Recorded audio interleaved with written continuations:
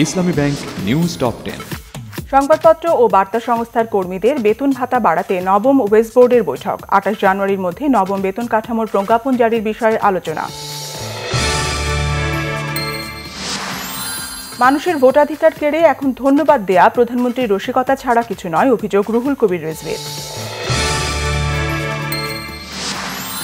রাজধানীর সদরঘাটে লঞ্চের ধাক্কায় নৌকাডুবিতে নিখোঁজ 3 জনের লাশ উদ্ধার, আরেকজন নিখোঁজ। রাখাইনে সেফ জোন তৈরি করে সেখানে কিংবা তৃতীয় কোনো দেশে রোহিঙ্গা স্থানান্তর বাস্তবসম্মত নয়, জানিয়েছেন জাতিসংঘের মিয়ানমার বিষয়ক বিশেষ দূত ইয়াং হিলি। কুমিল্লার 14 গ্রামের ইট ভাটায় কয়লার ট্রাক উল্টে 13 শ্রমিক নিহতের ঘটনায় ট্রাক চালক ও হেলপারের বিরুদ্ধে মামলা। রংপুরের পীরজাবাদে র্যাবের অভিযানে জেএমবির 2 সদস্য গ্রেফতার। কুষ্টিয়ায় পুলিশের গুলিতে সন্দেহভাজন মাদক ব্যবসায়ী নিহত।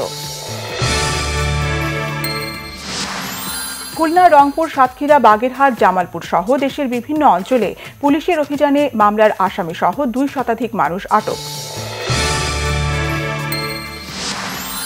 প্রেসিডেন্ট ডোনাল্ড ট্রাম্প মেক্সিকো সীমান্তে দেয়াল নির্মাণের অনড় অবস্থানে কিছুটা ছাড় দেয় 15 ফেব্রুয়ারি পর্যন্ত বাজেট প্রস্তাব পাশ হল পার্লামেন্টে। ব্রাজিলে একটি ইস্পাত খনি লাগোয়া বাঁধ ধসে কাদার ঢলে 2 শতাধিক মানুষ নিখোঁজ। তল্লাশি অভিযানে অন্তত 7 জনের মৃতদেহ উদ্ধার।